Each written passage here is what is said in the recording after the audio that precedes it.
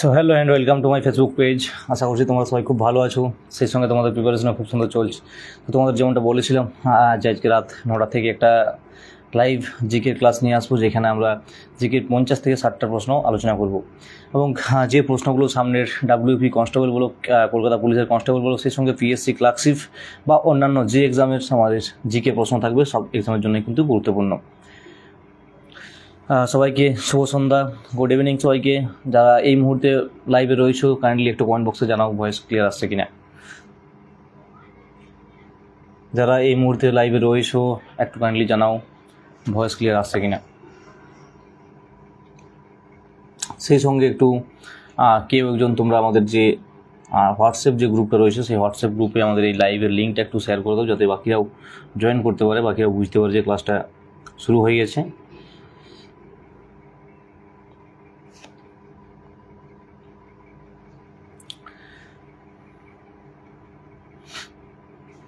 আচ্ছা, এই মুহূর্তে লাইভে রয়েছে কি? মোহাম্মদ রিজওয়ান। রিজওয়ান শোনা যাচ্ছে? আচ্ছা, শোনা যাচ্ছে। রিজওয়ান, ক্লাসটা একটু আমাদের যে হোয়াটসঅ্যাপ গ্রুপ রয়েছে, সেই হোয়াটসঅ্যাপ গ্রুপে একটু শেয়ার করে দাও, তাহলে বাকিরাও জয়েন করতে পারবে।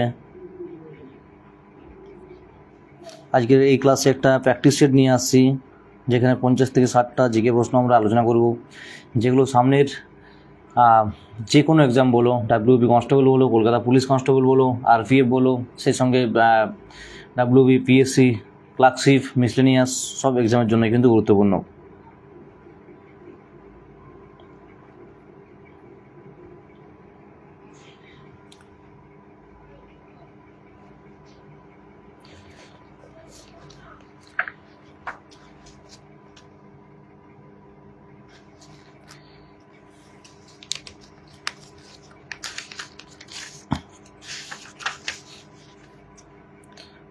গুড ইভিনিং বিউটি, সবাইকে শুভ সন্ধ্যা, গুড ইভিনিং সবাইকে। চলো কেউ একজন একটু শেয়ার করে দাও, আমাদের হোয়াটসঅ্যাপ গ্রুপটা যেটা রয়েছে, সেই হোয়াটসঅ্যাপ গ্রুপে একটু কেউ একজন শেয়ার করে দাও, দিয়ে কোশ্চেন আনসার শুরু করছি।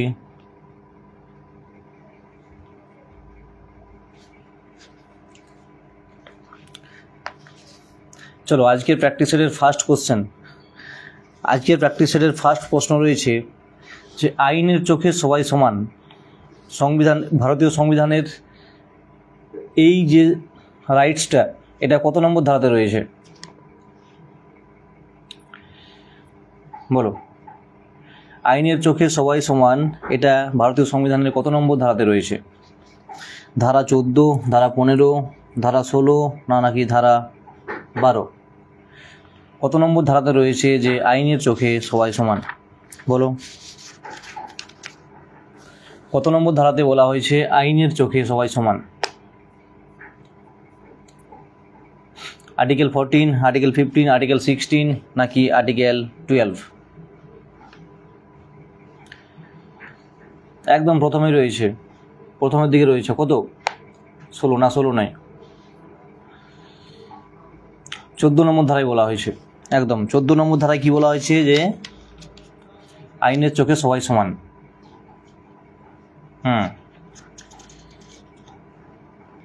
14 থেকে 18 আছে না? 14 থেকে 18 কি?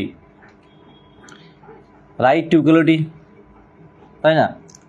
সাম্যের অধিকার রয়েছে। সেই সাম্যের অধিকারের যে প্রথম আর্টিকেলটা রয়েছে, 14 নম্বর আর্টিকেল, সেখানেই রয়েছে আইনের চোখে সবাই সমান। 14 নম্বর হবে, 16 নম্বর নয়। ক্লিয়ার? চলো পরের প্রশ্ন আছে, ভারতীয় সেনাবাহিনীর প্রধান হচ্ছেন কে? ভারতীয় সেনাবাহিনীর প্রধান কে? অপশান দিচ্ছি, joint chief of staff, second option আছে প্রধানমন্ত্রী, থার্ড অপশান আছে রাষ্ট্রপতি, আর লাস্ট অপশান আছে ফিল্ড মার্শাল। বলো, ভারতীয় সেনাবাহিনীর প্রধান কে? ভারতীয় সেনাবাহিনীর প্রধান কে? জয়েন্ট চিফ অফ স্টাফ, প্রধানমন্ত্রী, নাকি রাষ্ট্রপতি, নাকি ফিল্ড মার্শাল? ভারতীয় সেনাবাহিনীর প্রধান কে? কী হবে?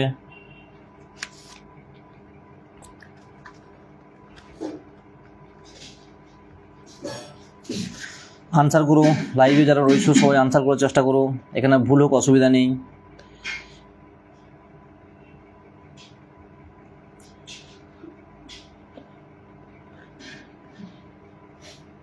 প্রীতম প্রীতম বলছো অপশন 3।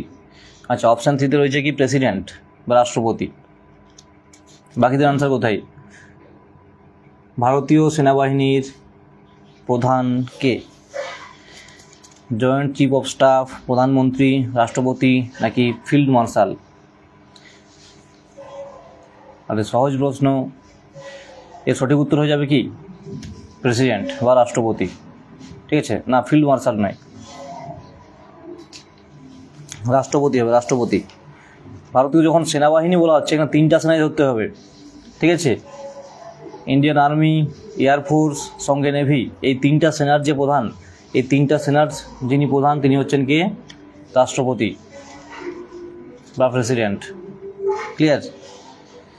আচ্ছা, পরের প্রশ্ন বলো, ভারতের সর্বোচ্চ সামরিক সম্মান কোনটি? ভারতের সর্বোচ্চ সামরিক সম্মান কোনটি? ভারতরত্ন, পরমবীর চক্র, অশোক চক্র নাকি সূর্য চক্র?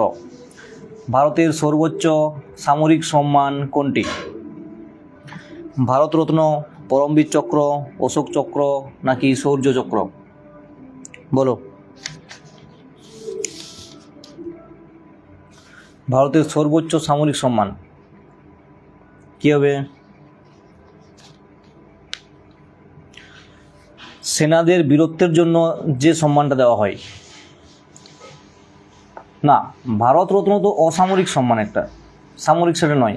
ভারতরত্ন অসামরিক সম্মান, প্রধান ভারতরত্ন হচ্ছে অসামরিকের সর্বোচ্চ সম্মান, সর্বোচ্চ অসামরিক সম্মান হচ্ছে ভারতরত্ন। সামরিক সম্মান বলেছি শুধুমাত্র সামরিক ক্ষেত্রে, শুধুমাত্র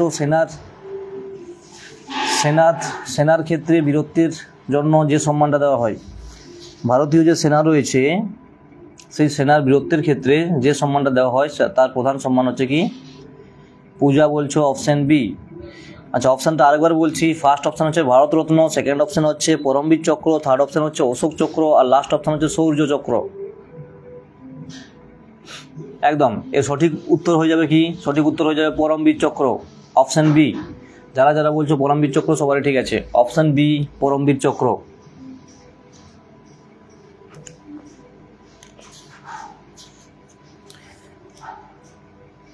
সর্বোচ্চ অসামরিক যদি বলা হবে তখন হয়ে যাবে কিন্তু ভারতরত্ন। ঠিক আছে, সামরিক হলে পরমবীর চক্র।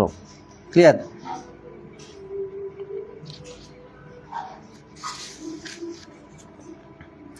চলো পরের প্রশ্ন।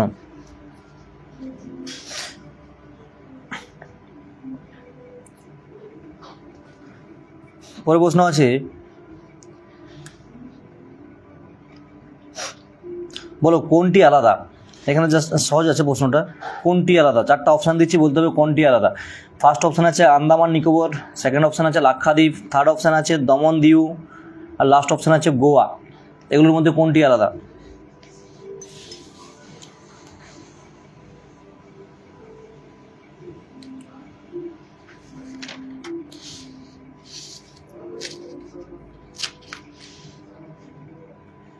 কি হবে? আন্দামান নিকোবর, লাক্ষাদ্বীপ, দমন দিউ আর গোয়া, কোনটি আলাদা? অত্যন্ত সহজ প্রশ্ন।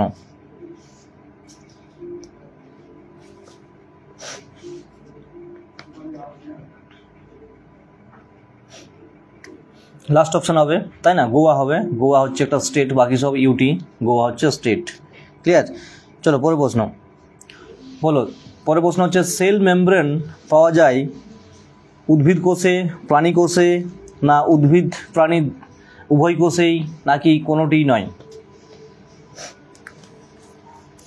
কী হবে বলো?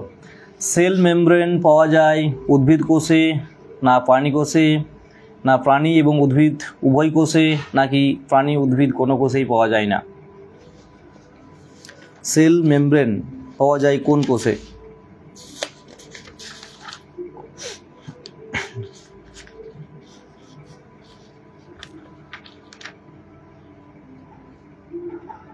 কি হবে?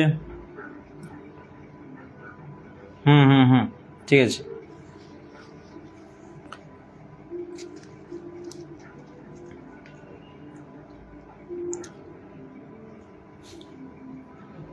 সেল মেমব্রেন পাওয়া যায় কোন কোষে গো? উদ্ভিদ কোষে, প্রাণী কোষে, নাকি উদ্ভিদ প্রাণী উভয় কোষে, নাকি কোনোটাতেই পাওয়া যায় না?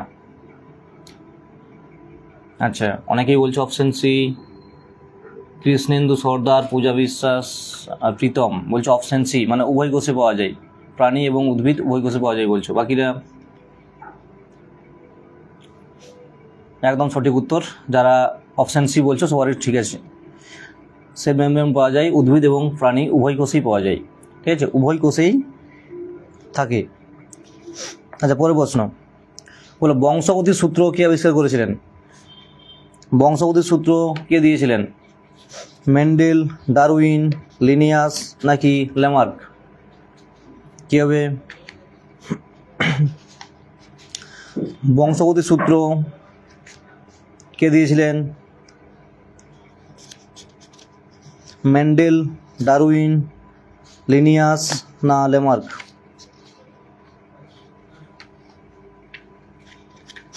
সহজ প্রশ্ন, অনেকবার আলোচনা করেছি।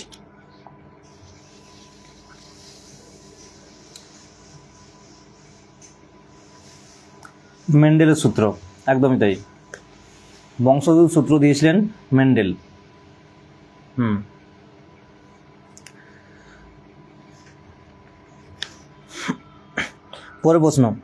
পরের প্রশ্ন আছে যে কোনটি মায়োপিয়া ঠিক করতে ব্যবহার করা হয়? মানে কী ধরনের লেন্স মায়োপিয়া ঠিক করার জন্য ব্যবহার করা হয়? কনভেক্স লেন্স, না সিলিন্ড্রিক্যাল লেন্স, না কনকেভ লেন্স, না কনভেক্স মিরর? হলো, কোনটি মায়োপিয়ার ক্ষেত্রে ব্যবহার করা হয়?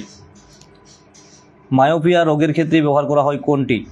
কনভেক্স, সিলিন্ড্রিক্যাল, কনকেভ, নাকি কনভেক্স মিরর? উত্তল লেন্স, অবতল লেন্স, না সিলিন্ড্রিক্যাল, কোনটা হবে? মায়োপিয়ার ক্ষেত্রে কোনটা হবে? উত্তল হবে নাকি অবতল হবে?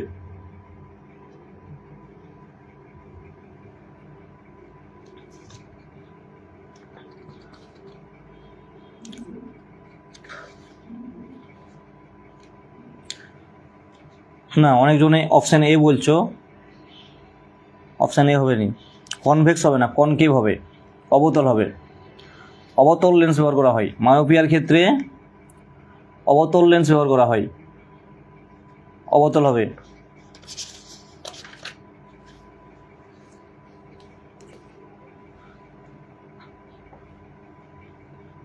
চলো পরের প্রশ্ন আছে রক্তে লোহের ঘাটতিকে কি বলা হবে? রক্তে যদি লৌহর পরিমাণ কমে যায় তাহলে তাকে কি বলা হয়? বলো, হিমোফিলিয়া, অ্যানিমিয়া, থ্যালাসেমিয়া, নাকি লিউকেমিয়া? রক্তে লোহের ঘাটতি হলে তাকে কি বলা হবে? হিমোফিলিয়া, অ্যানিমিয়া, থ্যালাসেমিয়া, নাকি লিউকেমিয়া? কোনটি হবে?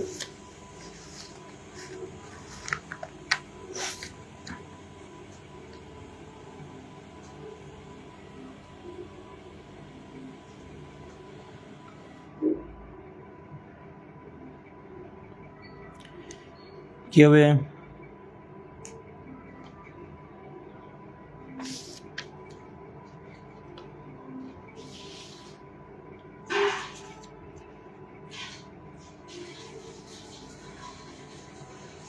একদম অপশান বি হবে অ্যানিমিয়া। রক্তে লোহের পরিমাণ যদি কমে যায় সেক্ষেত্রে যে রোগটা হয় সেটাকে বলা হয় কি? অ্যানিমিয়া বলা হয়। অ্যানিমিয়া হবে, অ্যানিমিয়া, থ্যালাসেমিয়া নয়, অ্যানিমিয়া হবে।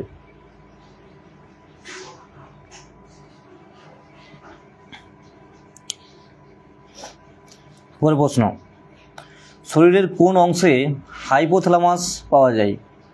শরীরের কোন অংশে হাইপোথ্যালামাস পাওয়া যায়? ক্ষুদ্রান্তে, অগ্নাশয়ে, মস্তিষ্কে, নাকি হৃৎপিণ্ডে? অত্যন্ত সহজ প্রশ্ন।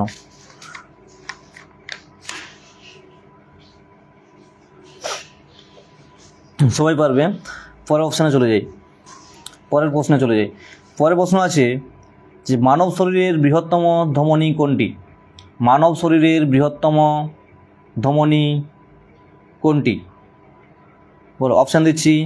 ফার্স্ট অপশান আছে পালমোনারি ধমনী, সেকেন্ড অপশান আছে অরোটা, থার্ড অপশান আছে অ্যাম্বিলিক্যাল ধমনী, আর লাস্ট অপশান আছে পালমোনারি শিরা। বলো মানব শরীরের বৃহত্তম ধমনী কোনটি?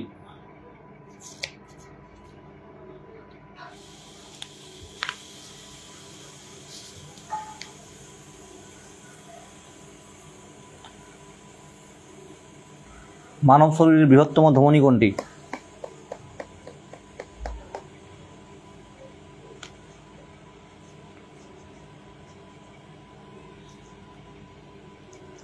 পালমোনারি ধমনী বলছো? অপশন এ না।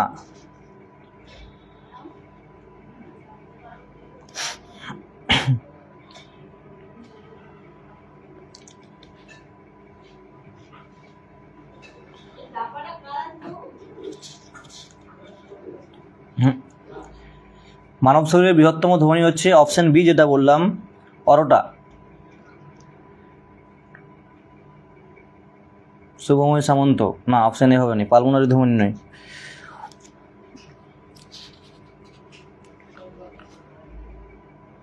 চলো পরে প্রশ্ন।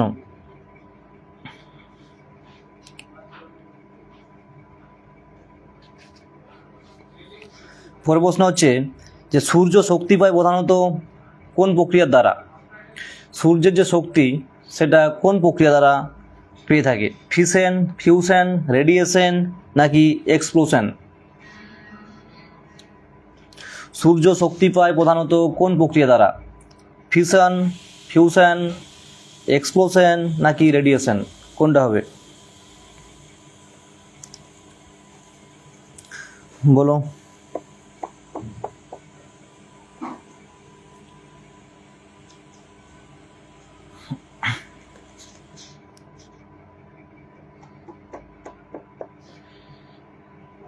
ফিউশন প্রক্রিয়া হবে। সূর্যের ওখানে যে শক্তি উৎপন্ন হচ্ছে সেটা হচ্ছে ফিউশন প্রক্রিয়ায় উৎপন্ন হচ্ছে। না না, ফিশন নয়। ফিশন মানে হচ্ছে বিয়োজন, ফিশন হচ্ছে বিয়োজন, আর সেখানে হচ্ছে কি সংযোজন হচ্ছে। ফিউশন প্রক্রিয়া হবে বা সংযোজন প্রক্রিয়া হবে। Option B. ক্লিয়ার? পরের প্রশ্ন।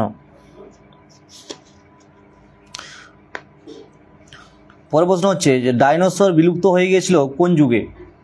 ডাইনোসর বিলুপ্ত হয়ে গিয়েছিল কোন যুগে? ট্রায়াসিক, জুরাসিক, প্যালিওলিথিক না মেসোজোইক?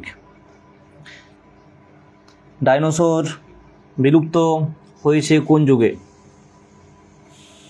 ট্রায়াসিক, জুরাসিক, প্যালিওলিথিক না মেসোজোইক? ডাইনোসরের বিলুপ্ত হয়েছে কোন যুগে? ট্রায়াসিক, জুরাসিক, প্যালিওলিথিক না মেসোজোইক? কোন যুগ হবে? ডাইনোসরের বিলুপ্তি কোন যুগে?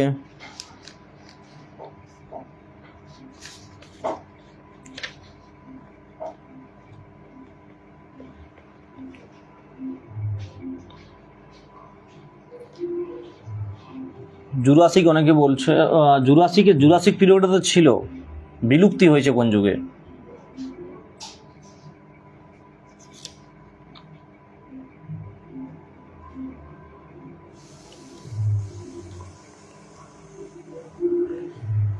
প্যালিওজোইক না, প্যালিওজোইক নয়, মেসোজোইক হবে, মেসোজোইক।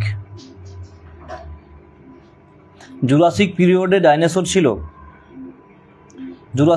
জুরাসিক যে সিনেমাটা রয়েছে জুরাসিক পিরিয়ড, সেখানে তো দেখানো হয়েছে যে জুরাসিক পিরিয়ডে কি ডাইনোসর ছিল, বিলুপ্ত হয়েছে, মানে শেষ হয়ে গেছে কোন যুগে? মেসোজোইক হবে।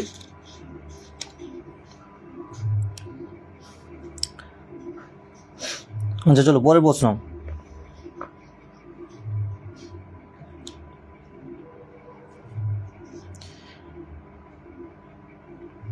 পরের প্রশ্ন আছে গির ন্যাশনাল পার্ক কোথায় অবস্থিত? গির ন্যাশনাল পার্ক কোথায় অবস্থিত? কোন রাজ্যে অবস্থিত? মধ্যপ্রদেশ, গুজরাট, মহারাষ্ট্র, ছত্তিশগড়?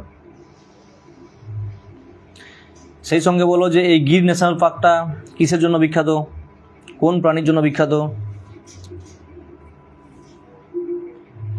গির ন্যাশনাল পার্ক কোন রাজ্যে অবস্থিত আর কিসের জন্য বিখ্যাত? গুজরাট, অবশ্যই গুজরাট।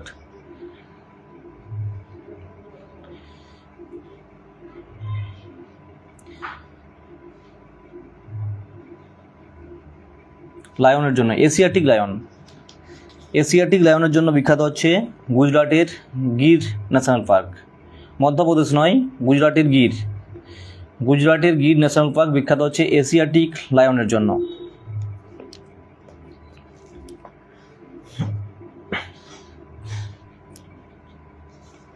সিন্ধু সভ্যতার কোন স্থানে বন্দর বা পোতাশ্রয় পাওয়া গেছে? সিন্ধু সভ্যতার কোন স্থানে বন্দর বা পোতাশ্রয় পাওয়া গেছে? প্রাচীন বন্দর বলা হয়, কোথায় পাওয়া গেছে? লোথাল, কালীবঙ্গাম, হরপ্পা না মহেঞ্জোদারো? বন্দর শহর কোনটাকে বলা হয় বা বন্দর পাওয়া গেছে কোথায়?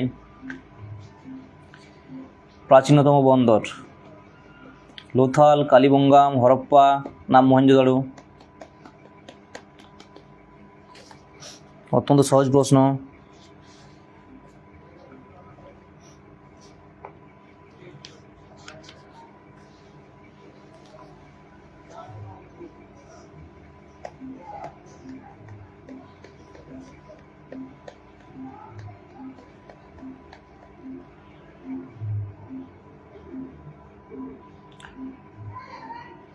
হরপ্পা মহেঞ্জোদারোর মধ্যে হবে না, না লোথাল, লোথাল।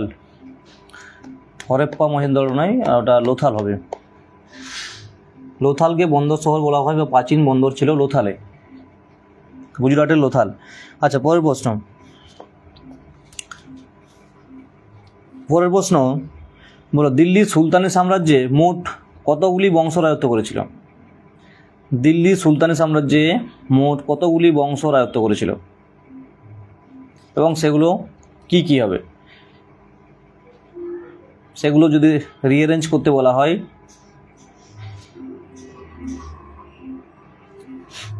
কোন কোন বংশ প্রথম করেছিল এবং কোন বংশ শেষ করেছিল? দিল্লি সুলতানি সাম্রাজ্যে কতগুলো বংশ রাজত্ব করেছিল সেগুলো সাজিয়ে লেখো, পরপর লেখো, সেগুলো পরপর লেখো। আচ্ছা, 4টি। এই পূজা, এই এতদিন ধরে হিস্ট্রি পড়লে পূজা 5টি বংশ রাজত্ব করেছিল। কি কি? আপনাকে আর কি বলবো স্যার।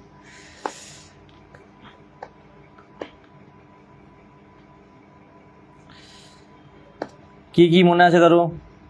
পরপর সাজিয়ে বলো। বিউটি লিখেছো দেখি। দাস, খলজি, তুগলক, সৈয়দ, লোধি। একদম। দেখ তো শালা, একদম সঠিক গোপাল, মনে আছে তাহলে? বলেছিলাম যে দেখ তো শালা, দেখ তো শালা। দাস, খলজি, তুগলক, সৈয়দ, লোধি, একদম। এদের মধ্যে বলতো কোন বংশটা সব থেকে বেশি দিন রাজত্ব করেছিল? কোন বংশ সব থেকে বেশি দিন রাজত্ব করেছিল? দিল্লি সুলতানিতে কোন বংশ সব থেকে বেশি দিন রাজত্ব করেছিল? কোন বংশ সব থেকে বেশি দিন রাজত্ব করেছিল?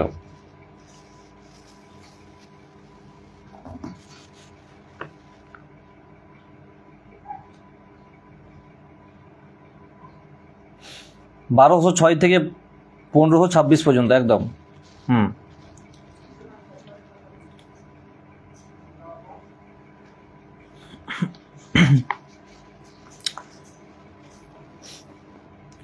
দিল্লি সুলতানি প্রতিষ্ঠা করেছিল কে? দিল্লি সুলতানি সাম্রাজ্য প্রতিষ্ঠা করেছিল কে? দিল্লি সুলতানি সাম্রাজ্যের প্রতিষ্ঠাতা কে ছিলেন?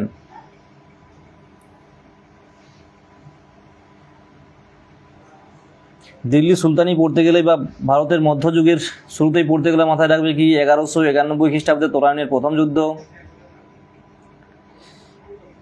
1192 খ্রিস্টাব্দে তোরাইনের দ্বিতীয় যুদ্ধ। সেই দ্বিতীয় যুদ্ধে পৃথ্বীরাজ চৌহানকে পরাজিত করে মোহাম্মদ ঘুরির যে সেনাপতি ছিল কুতুবউদ্দিন আইবক, সেই কুতুবউদ্দিন আইবক দিল্লি সুলতানি সাম্রাজ্য প্রতিষ্ঠা করে একই সঙ্গে দাস বংশের প্রতিষ্ঠা করেছিল। ঠিক আছে, যদি প্রশ্ন আসে দিল্লি সুলতানি সাম্রাজ্যের প্রকৃত প্রতিষ্ঠাতা কে ছিলেন, দিল্লি সুলতানি সাম্রাজ্যের প্রকৃত প্রতিষ্ঠাতা কে ছিলেন, তাহলে কি হবে?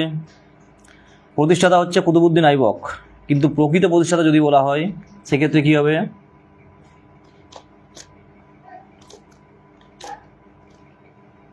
ইলতুৎমিশ হয়ে যাবে, একদম ইলতুৎমিশ হয়ে যাবে, ইলতুৎমিশ হয়ে যাবে। আচ্ছা, ইলতুৎমিশ দুটো মুদ্রা চালু করেছিলেন, ইলতুৎমিশ দুটো মুদ্রা চালু করেছিলেন, বলো সেই দুটো মুদ্রার নাম কি ছিল?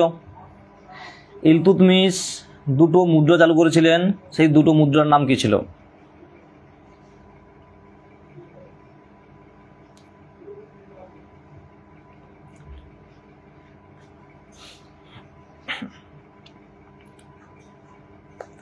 ইলতুৎমিশ সিলভার এবং কপারের দুটো মুদ্রা চালু করেছিলেন, তার নাম কি ছিল?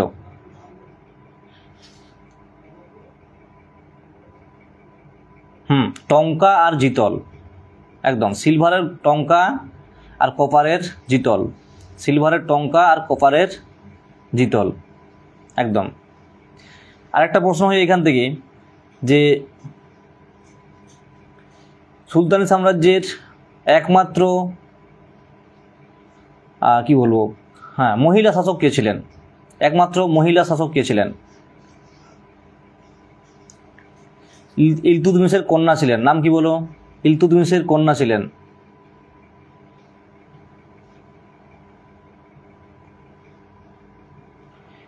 স্যার লোদি বংশ কি দিল্লি সুলতানের মধ্যে পড়ে? হ্যাঁ হ্যাঁ হ্যাঁ, একদম। রাজিয়া, একমাত্র মহিলা শাসক ছিলেন কে? রাজিয়া ছিলেন। রাজিয়ার সময়কালটা বলো, রাজিয়ার সময়কালটা বলো তো, রাজিয়ার সময়কালটা বলো, রাজিয়ার সময়কালটা বলো।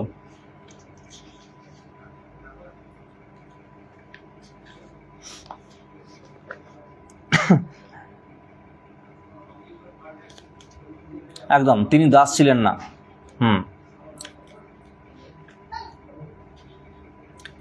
ইলতুৎমিশের মেয়ে ছিলেন, সেই জন্য তিনি দাস ছিলেন না। রাজবংশী কৌশিক, একদম 1236 থেকে 1240, 1236 থেকে 1240 পর্যন্ত রাজিয়া, সুলতানা রাজিয়া সেখানের সুলতানা ছিলেন বা শাসক ছিলেন। কোন সুলতানি শাসক নবরোজ উৎসব শুরু করেছিলেন? কোন সুলতানি শাসক নবরোজ উৎসবটি চালু করেছিলেন? কি হবে? যেটা বর্তমানে আমরা বলি কি দোল পূর্ণিমা, যেটা বলি দোল উৎসব বা বসন্ত উৎসব যেটা বলি, সেটা সেই সময়ই চালু হয়েছিল, দিল্লির এক সুলতান চালু করেছিলেন, সেই সময় নাম দেওয়া হয়েছিল কি নবরোজ উৎসব। কোন সুলতান চালু করেছিলেন? একদম গিয়াসউদ্দিন বলবন। ঠিক আছে,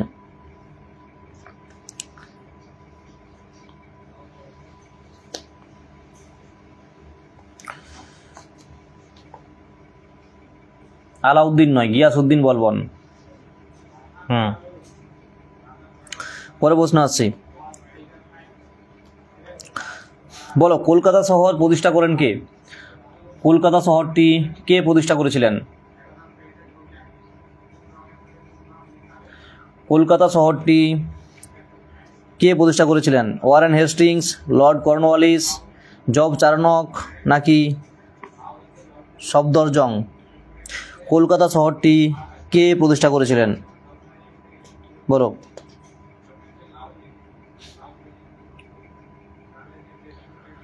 কলকাতা শহরটি কে প্রতিষ্ঠা করেছিলেন? পূজা রয়, রাজবংশী, কৌশিক, আচ্ছা রাজু পাল, পূজা বিশ্বাস, সবারই ঠিক আছে। জব চার্নক, একদম জব চার্নক।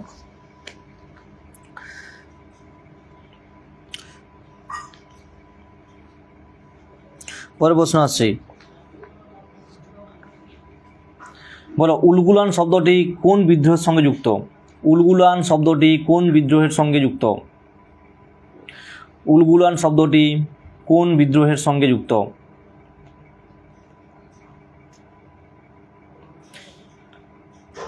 এইখান থেকে দুটো প্রশ্ন হয়, একটা হচ্ছে উলগুলান হয় আর একটা হচ্ছে হুল হয়। হুল, বলো উলগুলান শব্দটি কোন বিদ্রোহের সঙ্গে যুক্ত আর হুল শব্দটি কোন বিদ্রোহের সঙ্গে যুক্ত?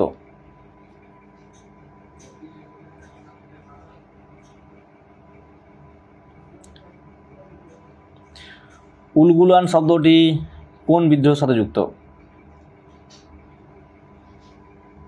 সাঁওতাল বলছো নাকি? উলগুলান শব্দটি হচ্ছে মুন্ডা বিদ্রোহের সঙ্গে যুক্ত, যার নেতা ছিলেন কে? বিরসা মুন্ডা।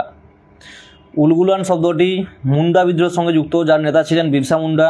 অন্যদিকে যদি হুল বলা হয়, আরে হুন নয়, হুল, হুল হয় দীর্ঘ ল, হুল শব্দটি হচ্ছে সাঁওতাল বিদ্রোহের সঙ্গে যুক্ত। হুল কথার অর্থ হচ্ছে কি? বিদ্রোহ। হুল কথার অর্থে হচ্ছে বিদ্রোহ, যেটা সাঁওতাল বিদ্রোহের সঙ্গে যুক্ত। আর উলগুলান শব্দের অর্থ হচ্ছে বিদ্রোহ, সেটা হচ্ছে মুন্ডা বিদ্রোহের সঙ্গে যুক্ত। ক্লিয়ার?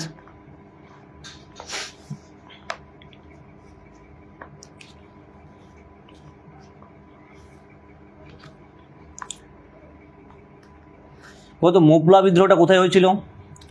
মোপলা বিদ্রোহ কোথায় হয়েছিল? মোপলা বিদ্রোহ কোথায় হয়েছিল?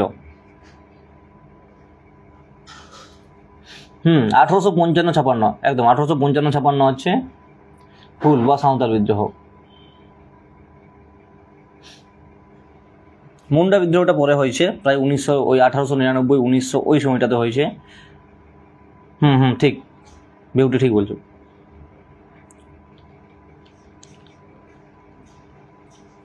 আরেকটা বিদ্রোহ আছে, সেটা হচ্ছে রামপা বিদ্রোহ, বা অনেক বই দেখবে লেখা থাকে যে রুম্পা বিদ্রোহ, RUMPA হয়, সে বাংলাটা রামপা বলো আর রুম্পা বলো, যাই বলো।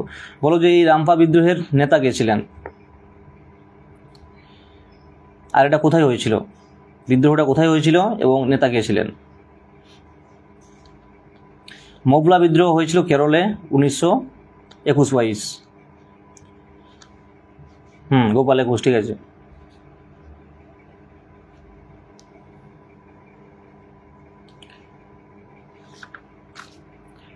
বলো রামপা বিদ্রোহ বা রুম্পা বিদ্রোহ, তার নেতা কে ছিলেন আর এটা কোথায় হয়েছিল?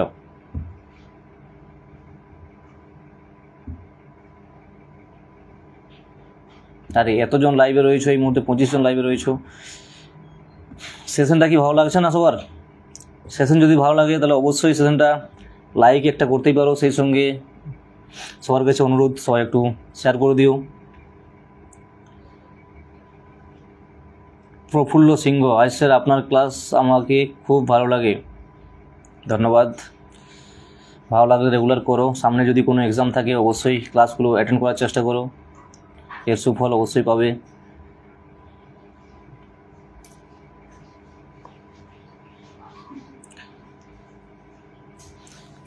রুম্পা বিদ্রোহের নেতা কে ছিলেন? আল্লুরি সীতারামা রাজু। আল্লুরি সীতারামা রাজু ছিলেন রামপা বা রুম্পা বিদ্রোহের নেতা। হিস্ট্রি ভালো লাগছে না? স্যার কী বলবো, হিস্ট্রি কম্পিটিটিভ এইসব এক্সামের ক্ষেত্রে হিস্ট্রিটা একটু বেশি প্রশ্ন আসে, সেই জন্য হিস্ট্রিটা একটু বেশি করে দিচ্ছি। তারপর অনেকদিন ক্লাস বন্ধ ছিল, সেই জন্য যাতে রিভিশন হয় সেই জন্য করে দিচ্ছি। আসছি আমি অন্যান্য সাবজেক্টের প্রশ্নেও আসছি।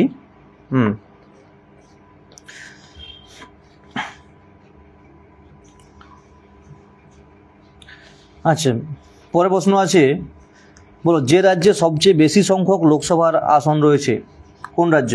মহারাষ্ট্র, অন্ধ্রপ্রদেশ, উত্তরপ্রদেশ, বিহার। কোন রাজ্যে লোকসভার আসন সবথেকে বেশি? লোকসভা ইলেকশন চলছে, এর একটা এফেক্টিভ কোশ্চেন, খুব ভালো প্রশ্ন এই সময়ের। লোকসভার আসন কোন রাজ্যে সবথেকে বেশি? লোকসভার আসন কোন রাজ্যে সবথেকে বেশি? কী হবে? কতগুলি রয়েছে? ইউপি হবে অবশ্যই। কতগুলি রয়েছে ইউপিতে?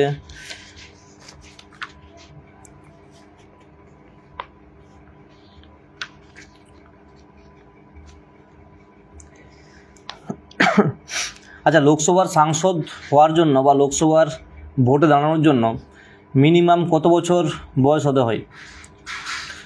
মিনিমাম কত বছর বয়স হতে হবে? লোকসভার ভোটে দাঁড়ানোর জন্য মিনিমাম কত বছর বয়স প্রয়োজন? মিনিমাম বয়স কত?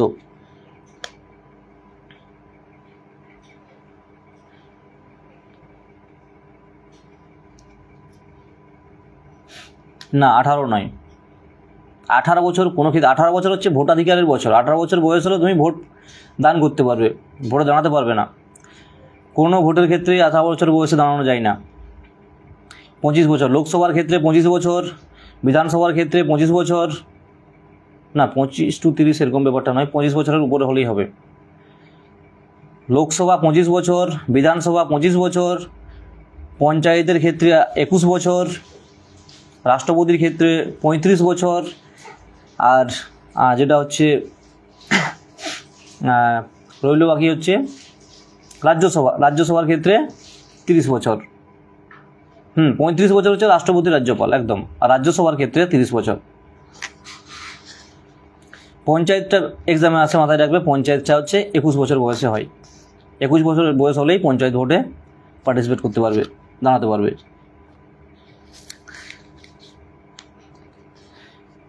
আচ্ছা, লোকসভা, ভারতীয় সংবিধানের কত নম্বর ধারাতে লোকসভার কথা বলা হয়েছে?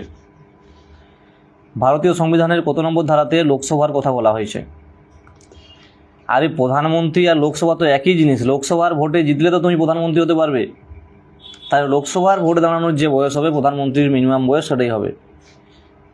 25 বছর বয়স হলেই প্রধানমন্ত্রী হওয়ার মানে যোগ্যতা হয়ে যায়, ভোটে দাঁড়ানোর যোগ্যতা হয়ে যায়। এবার প্রধানমন্ত্রী কে হয় না, প্রধানমন্ত্রী সেই হবে যার দলের ম্যাক্সিমাম ক্যান্ডিডেট ভোটে জিতে আসবে, এবং সেই ম্যাক্সিমাম ক্যান্ডিডেটে যাকে করবে প্রধানমন্ত্রী সেই প্রধানমন্ত্রী হবে। যেমন বর্তমানে এনডিএ সরকার রয়েছে, এই নেক্সট সরকার কোন সরকার আছে দেখা যাক। 81, আচ্ছা 80, পরপর 3টা রয়েছে, ঠিক আছে। প্রথমে রয়েছে পার্লামেন্ট বা সংসদ, তারপর রয়েছে রাজ্যসভা, তারপর রয়েছে লোকসভা। পার্লামেন্ট হচ্ছে 79 বা 79, 80তে রয়েছে রাজ্যসভা, আর 81তে রয়েছে লোকসভা। পার্লামেন্ট উচ্চকক্ষ, নিম্নকক্ষ, রাজ্যসভা হচ্ছে উচ্চকক্ষ, লোকসভা হচ্ছে নিম্নকক্ষ। ক্লিয়ার? পার্লামেন্ট উচ্চকক্ষ, নিম্নকক্ষ এই হিসাবে মাথায় রাখবে। পার্লামেন্ট আপার হাউস, লোয়ার হাউস। 79, 80, 81, পরপর 3টে। পরের প্রশ্ন আছে, ভারতীয় সংবিধানের ধারা 356 কিসের সঙ্গে সম্পর্কিত? বলো, 356 নম্বর ধারা কিসের সঙ্গে সম্পর্কিত? জম্মু কাশ্মীরের বিশেষ মর্যাদা, নাকি কেন্দ্র রাজ্য সম্পর্ক, নাকি জরুরি অবস্থা, নাকি ফাইন্যান্স কমিশন? কী হবে? 356 নম্বর ধারা কিসের সঙ্গে সম্পর্কিত? ভারতীয় সংবিধানের 356 নম্বর ধারা কিসের সঙ্গে সম্পর্কিত? অপশন দিলাম, বলো পূজা। অপশন দিলাম তো, জম্মু কাশ্মীরের বিশেষ মর্যাদা, নাকি জরুরি অবস্থা, নাকি কেন্দ্র রাজ্য সম্পর্ক, নাকি ফাইন্যান্স কমিশনের গঠন? কী হবে? তোমাদেরকে না পেটা দরকার। 352, 356, 360 তিনটাই হচ্ছে এমার্জেন্সি, 352, 356, 360 তিনটেই হচ্ছে এমার্জেন্সি। 352 হচ্ছে ন্যাশনাল এমার্জেন্সি, 356 হচ্ছে স্টেট এমার্জেন্সি, আর 360 হচ্ছে ফিনান্সিয়াল এমার্জেন্সি। 352 জাতীয় জরুরি অবস্থা, 356 হচ্ছে স্টেট এমার্জেন্সি বা রাজ্যের ক্ষেত্রে বা অভ্যন্তরীণ ক্ষেত্রে যেটা হয়, আর 360 হচ্ছে আর্থিক জরুরি, ফিনান্সিয়াল এমার্জেন্সি বা ফাইন্যান্স এমার্জেন্সি, জরুরি অবস্থা। আচ্ছা বলো, যে এই জরুরি অবস্থার ধারণাটা কোন দেশ থেকে নেওয়া হয়েছে? কোন দেশের সংবিধান থেকে জরুরি অবস্থার ধারণা নেওয়া হয়েছে? 370 জম্মু কাশ্মীর ছিল, যেটাকে এখন তোলা হয়েছে।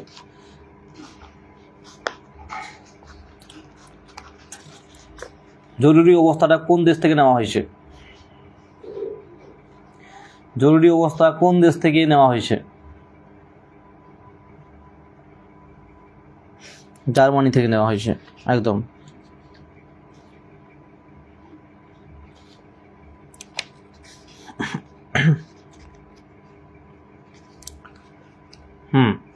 আচ্ছা, পরের প্রশ্ন,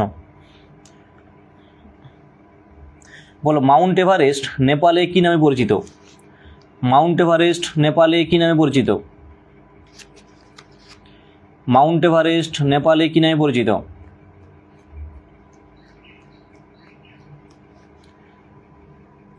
মাউন্ট এভারেস্ট নেপালে কী নামে পরিচিত? কী হবে? না, কেটু নয়, কেটুটা আলাদা। কেটু হচ্ছে গডউইন অস্টিন বা কেটু, সেটা তো কারাকোরাম রেঞ্জের মধ্যে পড়ছে, ওপরে রয়েছে।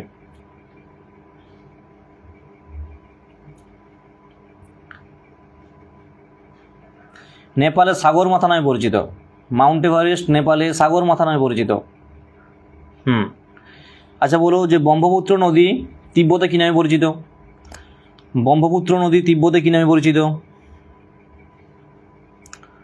ব্রহ্মপুত্র নদী তিব্বতে কী নামে পরিচিত?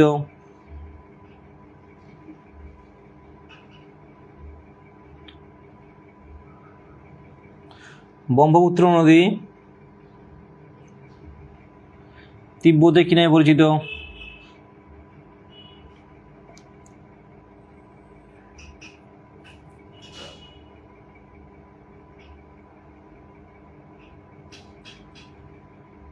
আসছি।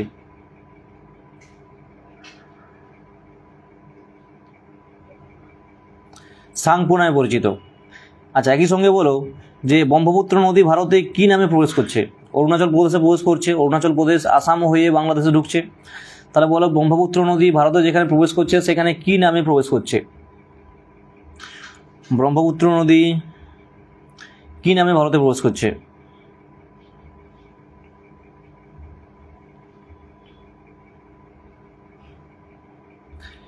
ব্রহ্মপুত্র নদী কী নামে ভারতে প্রবেশ করছে?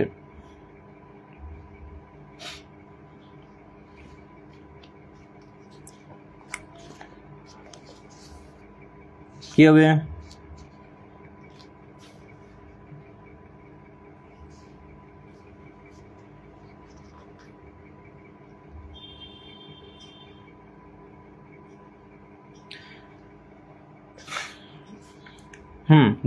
ডিহং, ঠিক, ডিহং নামে প্রবেশ করছে।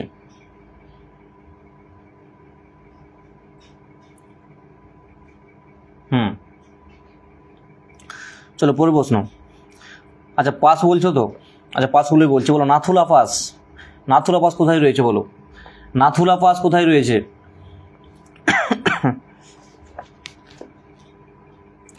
নাথুলা পাস কোন রাজ্যে রয়েছে?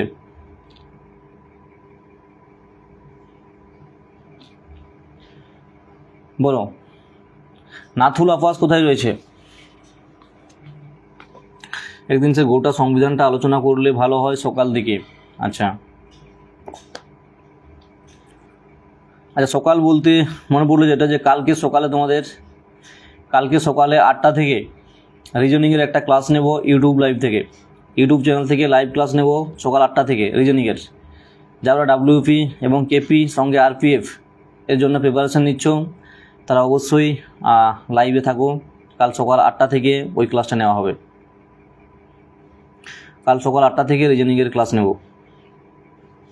রিজনিংয়ের ক্লাসটা অনেক দিন বন্ধ আছে, অনেকেই তোমরা বলছিলে ক্লাসটা শুরু করতে, তো কাল থেকে শুরু করছি। আচ্ছা কি বললাম, তারা নাথুলা পাস। নাথুলা পাস কোথায় রয়েছে? সিকিমে রয়েছে। ঠিক আছে, সিকিমে রয়েছে নাথুলা পাস। আচ্ছা পরের প্রশ্নে আসছি। রোটাং পাস। রোটাং পাস কোন রাজ্যে রয়েছে? রোটাং পাসটি কোন রাজ্যে রয়েছে?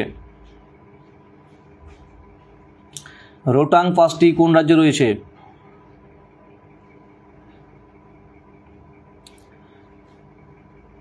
রোটাং পাস কোন রাজ্যে রয়েছে? রোটাং পাস হচ্ছে হিমাচল প্রদেশ। ঠিক আছে, হিমাচল প্রদেশের রোটাং পাস। হিমাচল প্রদেশের মাথায় রাখবে রোটাং পাস, একই সঙ্গে তোমার হচ্ছে শিবকিলা পাস। শিবকিলা পাস, এই যে শিবকিলা পাস, এটা একটু বেশি প্রশ্ন আসে। ঠিক আছে, শিবকিলা পাসটা কেন গুরুত্বপূর্ণ হয়ে যায় না, শিবকিলা পাসের মধ্য দিয়েই শতদ্রু নদীটা বয়ে এসছে। শিবকিলা পাস হয়েই শতদ্রু নদীটা বয়ে আসছে, এই জন্য মাথায় রাখবে প্রশ্ন আসে শতদ্রু নদীর পাশে কোন পাস রয়েছে, কোন গিরিপথ রয়েছে, সেটা হচ্ছে শিবকিলা গিরিপথ, যেটা রয়েছে কোথায়? হিমাচল প্রদেশে। স্যার একটু পরে করানো পসিবল? পরে বললাম 9টা থেকে। 9টা থেকে তাহলে করাবো, অসুবিধা নেই।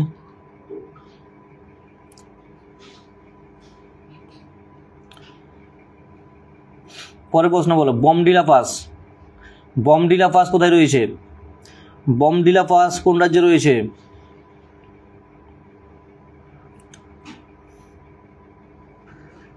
বমডিলা পাস কোথায় রয়েছে?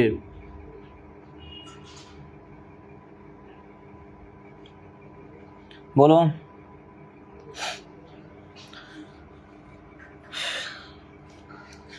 বমডিলা পাস কোথায় রয়েছে?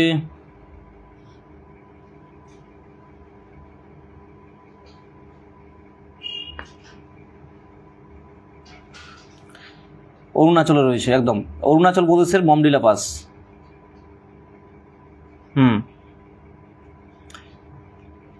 ও তো লিপু লেক। লিপু লেক পাসটি কোথায় রয়েছে? লিপু লেক পাসটি কোন রাজ্যে রয়েছে? বলো, হিমাচল প্রদেশ, উত্তরাখণ্ড, জম্মু কাশ্মীর না সিকিম? লিপু লেক পাসটি কোথায় রয়েছে? লিপু লেক পাস কোথায় রয়েছে? লিপু লেক পাসটি কোথায় রয়েছে? হিমাচল প্রদেশ, উত্তরাখণ্ড, জম্মু কাশ্মীর নাকি সিকিম? লিপু লেক পাসটি কোথায় রয়েছে?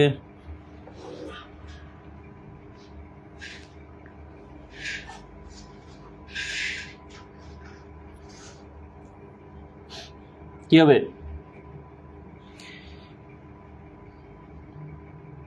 উত্তরাখণ্ড। উত্তরাখণ্ডের 3টে পাস গুরুত্বপূর্ণ মাথায় রাখবে। উত্তরাখণ্ডের 3টে পাস আছে, এক হচ্ছে লিপু লেক পাস, 2 হচ্ছে বা মানা পাস, আরেকটা হচ্ছে কি লিপু লেক, মানা, আরেকটা হচ্ছে নীতি পাস। ঠিক আছে, লিপু লেক পাস, মানা পাস আর হচ্ছে নীতি পাস, এই 3টেই হচ্ছে কোথাকার? উত্তরাখণ্ডের। লিপু লেক, মানা আর নীতি পাস 3টেই হচ্ছে উত্তরাখণ্ডের। ক্লিয়ার?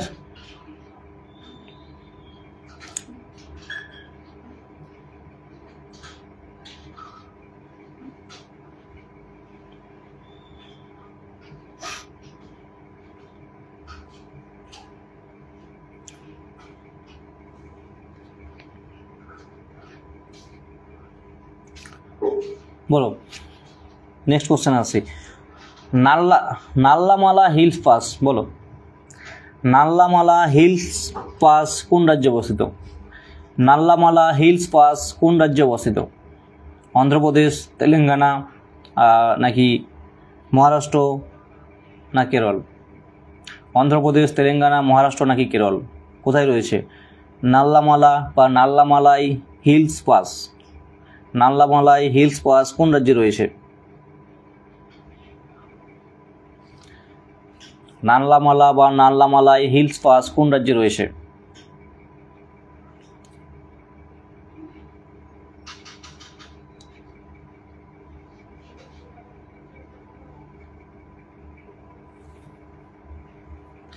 না, কেরল হবে না। কেরলে একটা পাসেই রয়েছে, কেরলে একটাই পাস রয়েছে। কেরল তামিলনাড়ু যেটা যোগ করছে যেটাকে হচ্ছে বলা হয় কি পালঘাট। কেরল এবং তামিলনাড়ুকে যে যোগ করছে একটা পাস রয়েছে, সেটা হচ্ছে পালঘাট। আর নাল্লামালাই হচ্ছে তেলেঙ্গানাতে রয়েছে। তেলেঙ্গানাতেও একটাই পাস রয়েছে যার নাম হচ্ছে নাল্লামালাই। নাল্লামালাই বা নাল্লামালা হিলস পাস। ঠিক আছে, তেলেঙ্গানাতে রয়েছে। নাল্লামালাই হচ্ছে তেলেঙ্গানাতে, আর কেরলে হচ্ছে পালঘাট। কেরল তামিলনাড়ুকে যুক্ত করেছে পালঘাট। ক্লিয়ার? ওইখানে পশ্চিমঘাট পর্বতের মধ্যে 3টে পাস গুরুত্বপূর্ণ, এক হচ্ছে থলঘাট, 2 হচ্ছে ভোরঘাট আর 3 হচ্ছে পালঘাট। ঠিক আছে, এই 3টে পাস কিন্তু ভালো করে মাথায় রাখবে। পালঘাট তো বললাম, পালঘাট হচ্ছে কেরল তামিলনাড়ু যুক্ত করছে পালঘাট। আচ্ছা, আর কি রয়েছে? ভোরঘাট, বম্বে থেকে পুনে, বম্বে পুনে হচ্ছে ভোরঘাট। আর একটা রয়েছে কি থলঘাট বা থালঘাটও বলা হয়। সেই থলঘাট কোথায় থেকে যুক্ত করছে? বম্বে থেকে নাসিক। বম্বে আর নাসিককে যুক্ত করছে থলঘাট, আর বম্বে পুনে হচ্ছে ভোরঘাট। ক্লিয়ার? পাসগুলো সব বলছিলে, পাস সবই আলোচনা করে দিলাম। পাস প্রায় গুরুত্বপূর্ণ যতগুলো পাস ছিল সবই আলোচনা করা হলো।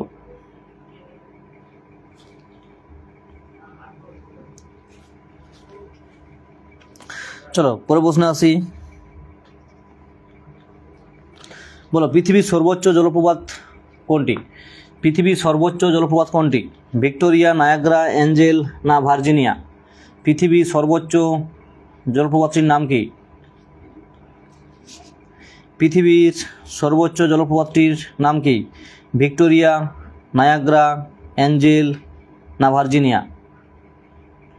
পৃথিবীর সর্বোচ্চ জলপ্রপাতটির নাম কি?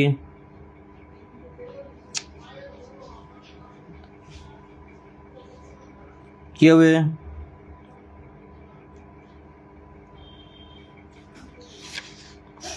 পৃথিবীর সর্বোচ্চ জলপ্রপাতটির নাম কি?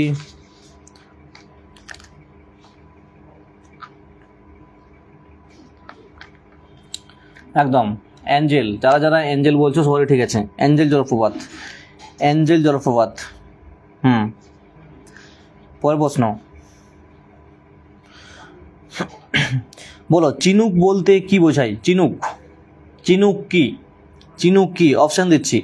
ফার্স্ট অপশান আছে উষ্ণ সমুদ্রের স্রোত, সেকেন্ড অপশান আছে উত্তর আমেরিকায় প্রবাহিত এক ধরনের বায়ু, থার্ড অপশান আছে একটি শীতল সামুদ্রিক স্রোত, আর লাস্ট অপশান আছে আগ্নেয়গিরি। কী হবে বলো? চিনুক কি? চিনুক কি? উষ্ণ সামুদ্রিক স্রোত, না উত্তর আমেরিকায় প্রবাহিত এক ধরনের বায়ু, নাকি একটি শীতল সামুদ্রিক স্রোত, নাকি আগ্নেয়গিরি? চিনুক কি বলো?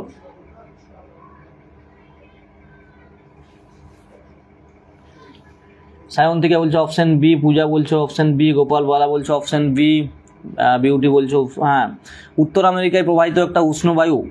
এই চিনুকের একটা অপর নাম রয়েছে, আর একটা নাম রয়েছে, একে কী বলা হয় বলো তো? রকি পর্বতের তুষার ভক্ষক বলা হয়। ঠিক আছে, এই প্রশ্নটা এইভাবে আসে যে কোন বায়ুকে তুষার ভক্ষক বায়ু বলা হয়? তো এই চিনুক বায়ুকেও তুষার ভক্ষক বায়ু বলা হয়। কেন? তার কারণ হচ্ছে এই বায়ুটা একটা উষ্ণ বায়ু।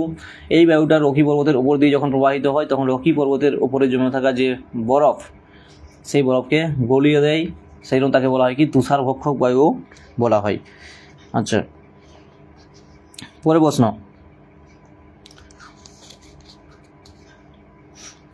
বলো পরের প্রশ্ন হচ্ছে যে কোন স্থানটি ল্যান্ড অফ মিডনাইট নামে পরিচিত? কোন স্থানটি ল্যান্ড অফ মিডনাইট, না শুধু মিডনাইট হওয়ার কথা নয়, মিডনাইট সান, হ্যাঁ মিডনাইট সান নামে পরিচিত? বলো কোন স্থানটি ল্যান্ড অফ মিডনাইট সান নামে পরিচিত? বাংলাটা হচ্ছে মধ্যরাত্রির সূর্যের দেশ। কোন দেশকে বলা হয়? আমেরিকা, ডেনমার্ক, নরওয়ে না রাশিয়া? সবাই পারবে আশা করছি।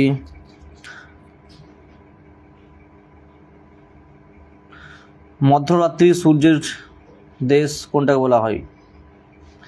আরও ঘুরে যদি বলা হয় তো নিশীথ সূর্যের দেশ কাকে বলা হয়? নিশীথ সূর্যের দেশ কাকে বলা হয় বলো? কোন দেশকে নিশীথ সূর্যের দেশ বলা হয়?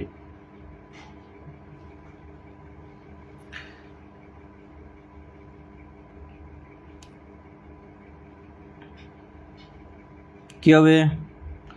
যারা লাইভে রয়েছে এখনো পর্যন্ত সেশনটা লাইক করোনি, অবশ্যই সেশনটা লাইক করো। সেই সঙ্গে সবাইকে রিকোয়েস্ট করবো সবাই একটু সেশনটা শেয়ার করে দিও, সবাই একটু সেশনটা শেয়ার করে দিও, তাতে করে তোমাদের মতো আর অনেকেই এই ক্লাসে উপস্থিত হতে পারবে।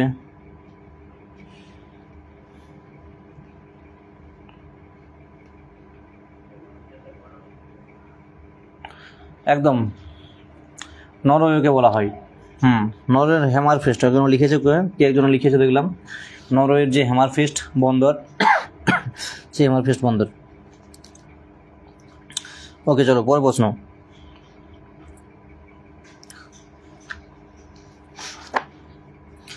আচ্ছা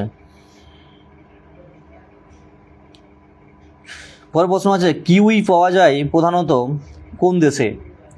কিউই পাওয়া যায় প্রধানত কোন দেশে বলো? নিউজিল্যান্ড, দক্ষিণ আফ্রিকা, আর্জেন্টিনা না অস্ট্রেলিয়া? কোন দেশের কিউই পাওয়া যায়? কিউই কোন দেশের মানুষদেরকেও কিউই বলা হয় বলো? ফেমাস একটা নাম কিউই।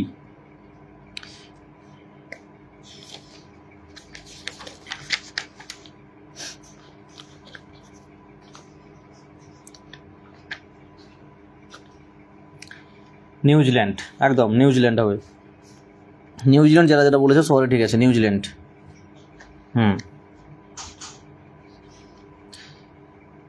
পৃথিবীর সবচেয়ে গভীরতম স্থানটির নাম কি? পৃথিবীর সবচেয়ে গভীরতম স্থানটির নাম কি? সেটা কোথায় রয়েছে, মানে কোন মহাসাগরে রয়েছে? পৃথিবীর সবচেয়ে গভীরতম স্থানটির নাম কি এবং সেটা কোন মহাসাগরে রয়েছে? অত্যন্ত সহজ প্রশ্ন।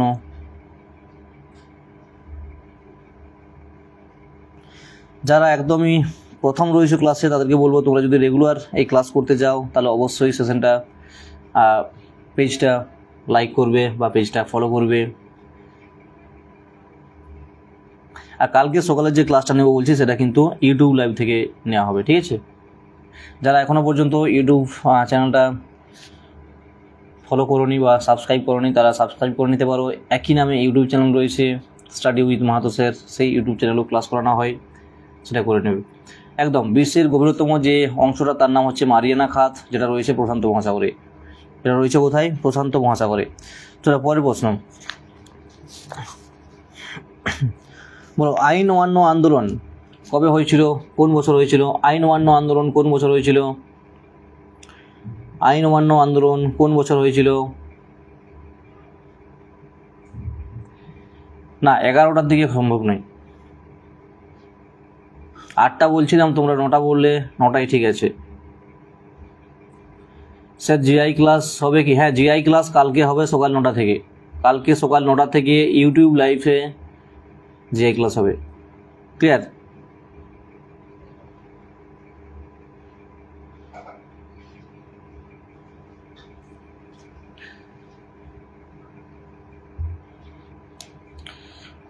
'30।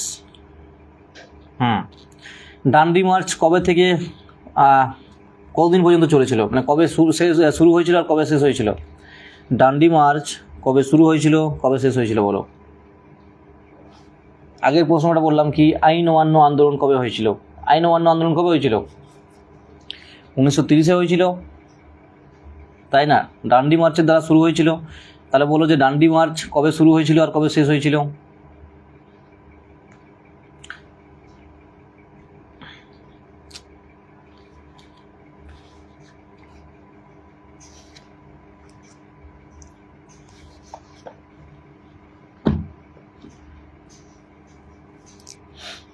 হুম, 6 মার্চ থেকে 6 মার্চ, ঠিক তো? একটু উল্টো বলে দিয়েছ। 12ই মার্চ থেকে 6ই এপ্রিল, 12ই মার্চ থেকে 6ই এপ্রিল পর্যন্ত হয়েছিল। ডান্ডি মার্চ শুরু হয়েছিল 12ই মার্চ, শেষ হয়েছিল 6ই এপ্রিল। দেখে নিও, একটু উল্টো বলেছ বিউটি। পরের প্রশ্ন, বলো কাকোরি ট্রেন অ্যাকশন কত সালে হয়েছিল? কাকোরি ট্রেন অ্যাকশন কবে হয়েছিল? সেই অ্যাকশনের সঙ্গে যুক্ত থাকা 3জন ব্যক্তির নাম বলো।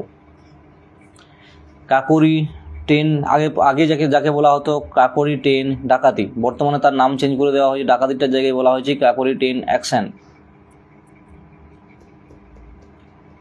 বলো কবে হয়েছিল, তার 3জন নেতার নাম বলো, মানে 3জনের নাম বলো যারা যুক্ত ছিলেন। সায়ন থেকে কী বলছো? ও স্যার, হিস্ট্রির সাল কীভাবে মনে রাখা যায়? আপনার দেখো তো সালার মতো কিছু ট্রিক্স দিন না। আচ্ছা, দেখতো সালা যেমন সেখানে ছিল। দেখো এই সালগুলো তোমাকে ইয়ার বাই ইয়ার, মানে একটার পর একটা হিসাবে মাথায় রাখতে হবে। রিভিশন করো, প্রত্যেক দিন রিভিশন করো, তবেই হবে। 3জন নেতার নাম বলো বা 3জন ব্যক্তির নাম বলো। কাকোরি ট্রেন ডাকাতি বা কাকোরি ট্রেন অ্যাকশনের 1925 সালে হয়েছিল,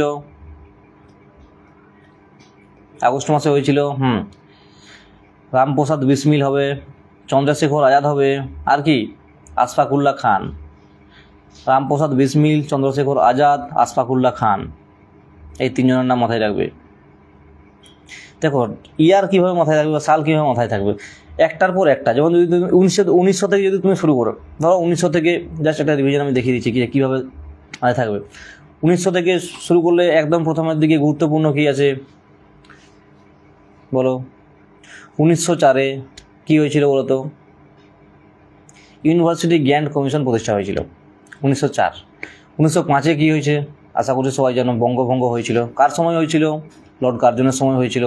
এরপরে একবার চলে আসে 1907। 1907-এ কী হয়েছিল? 1907-এ হয়েছিল বঙ্গভঙ্গের কারণে যে আন্দোলন শুরু হয়েছিল সে হচ্ছে স্বদেশী আন্দোলন শুরু হয়েছিল 1907। এরপরে চলে আসো 1911। 1911 কী হলো না, 1911 লর্ড হার্ডিঞ্জের সময়ে বঙ্গভঙ্গকে রদ করা হলো। ক্লিয়ার। এরপরে চলে আসো 1913। 1913তে কী হয়েছিল? 1913তে হয়েছে কি, 1913 আমেরিকা যুক্তরাষ্ট্রের সান ফ্রান্সিসকোতে লালা হরদয়াল কী প্রতিষ্ঠা করেছিল সেটা তোমরা বলো। 1913 হলো। এরপর চলে আসো 1915। 1915তে কী হলো না, 1915 9ই জানুয়ারি গান্ধীজি সাউথ আফ্রিকা থেকে দেশে ফিরলেন। ক্লিয়ার। হ্যাঁ, 1906টা মিস করলাম। 1906 হচ্ছে মুসলিম লীগ প্রতিষ্ঠা হয়েছিল।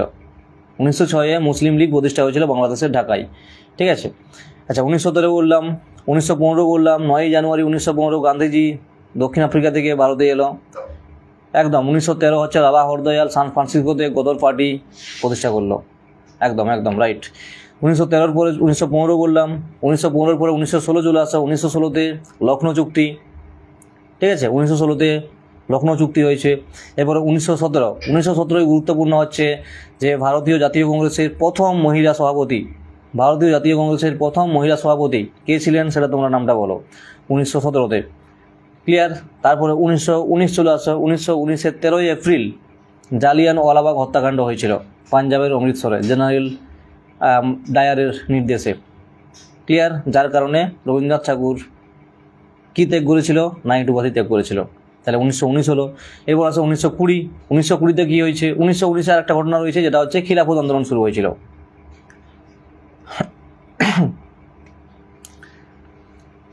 1919-এ খিলাফত আন্দোলন শুরু হলো। 1920 আসছে। 1920তে অসহযোগ আন্দোলন শুরু হলো গান্ধীজির নেতৃত্বে। ঠিক আছে। আরে না রে বাবা, ভারতীয় জাতীয় কংগ্রেসের প্রথম মহিলা সভাপতি সরোজিনী নাইডু নয়, অ্যানি বেসান্ত। 1917তে অ্যানি বেসান্ত ছিলেন। সরোজিনী নাইডু ছিল প্রথম ভারতীয়, যেটা হচ্ছে 1925-এ। প্রথম মহিলা যদি বলা হয় তাহলে 1917 অ্যানি বেসান্ত। প্রথম ভারতীয় মহিলা হলে 1925-এ Sarojini Naidu. Clear? Yes sir. তাহলে 1920 পর্যন্ত হলো। 1920-তে গান্ধীজির অসহযোগ আন্দোলন। এরপরে চলে আসা 1922। ঠিক আছে।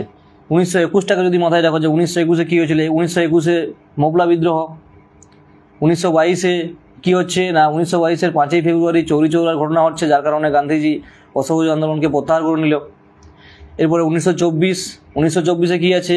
1924-এ গান্ধীজির একমাত্র জাতীয় কংগ্রেসের সভাপতি হয়েছিলেন, একমাত্র অধিবেশনের সভাপতি হয়েছিলেন কোথায় না, বেলগাম অধিবেশন 1924। এরপরে 1925, যেটা একটু আগেই বললাম, প্রথম ভারতীয় মহিলা সভাপতি হয়েছিলেন সরোজিনী নাইডু। ক্লিয়ার? তারপর 1925-এ একই সঙ্গে কাকুরি ট্রেন ডাকাতি হয়েছিল, 3 জন যুক্ত ছিলেন বললাম,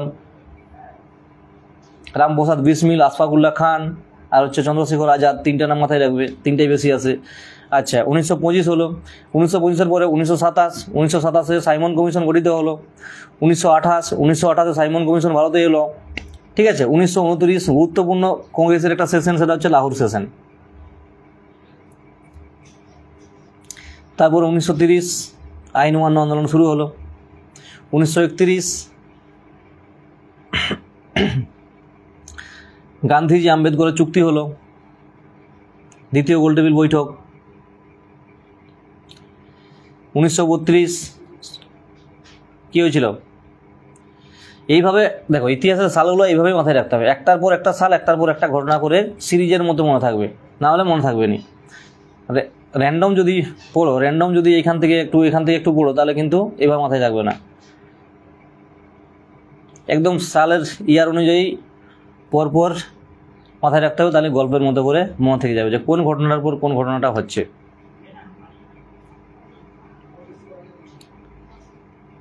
আমি তোমাদের একটা ক্লাস করেছিলাম, দেখবে ইন্ডিয়ান ন্যাশনাল কংগ্রেসের উপরে যে ক্লাসটা রয়েছে 1885 থেকে 1947 পর্যন্ত, প্রায় 1 ঘন্টার যে ক্লাসটা রয়েছে সেই ক্লাসটা একবার করে নিও। এখানে ডিটেলস পুরো একদম 1885 থেকে 1947 পর্যন্ত ডিটেলস আলোচনা করা রয়েছে, পুরো হিস্ট্রি।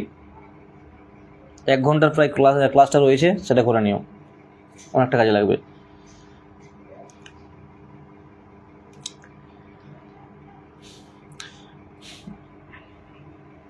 আচ্ছা চলো বলো, এই প্রশ্নগুলোই ছিল আজকে প্র্যাকটিস সেটে, এগুলোই ছিল। তো যারা প্রথম থেকে ক্লাস করছিলে বা একটু লেট করে জয়েন করে সবাই বলো যে ক্লাস আজকের কেমন লাগলো, প্রশ্ন কেমন ছিল, আজকের ক্লাস কেমন লাগলো সবাই একটু কমেন্ট বক্সে জানাও।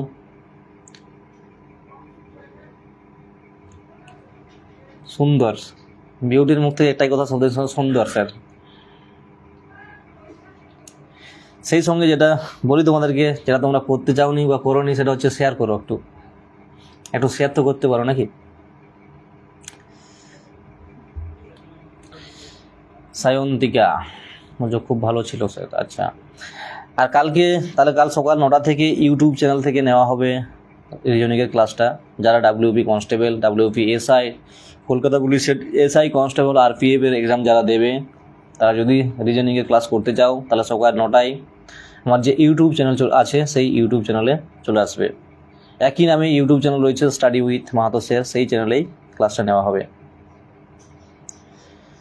ভালো লাগলো, কোশ্চেনগুলো ভালো ছিল। আচ্ছা, কোশ্চেন আজকে ভালো ছিল। আজকের প্রশ্ন সব মিক্সড ছিল, সায়েন্সও কিছু ছিল, হিস্ট্রি ছিল, জিওগ্রাফি ছিল, পলিটি ছিল, ইকোনমির প্রশ্ন আজকে ছিল না।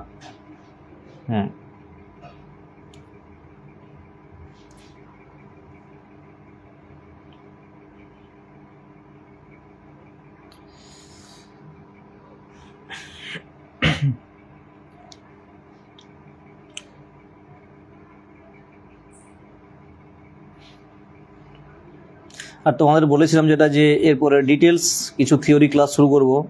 তো সেই ক্লাসটা জিওগ্রাফি দিয়ে শুরু করব। এখন জিওগ্রাফি দিয়ে, ইন্ডিয়ান জিওগ্রাফি থেকে শুরু করব। ইন্ডিয়ান জিওগ্রাফির ক্লাইমেট, সয়েল, রিভার সিস্টেম সবগুলো ডিটেলস একটা করে ক্লাস নিয়ে আসবো, একটা বা দুটো করে কমপ্লিট ক্লাস নিয়ে আসবো। আর যারা একদমই নতুন রয়েছো, হ্যাঁ রুমে আসো।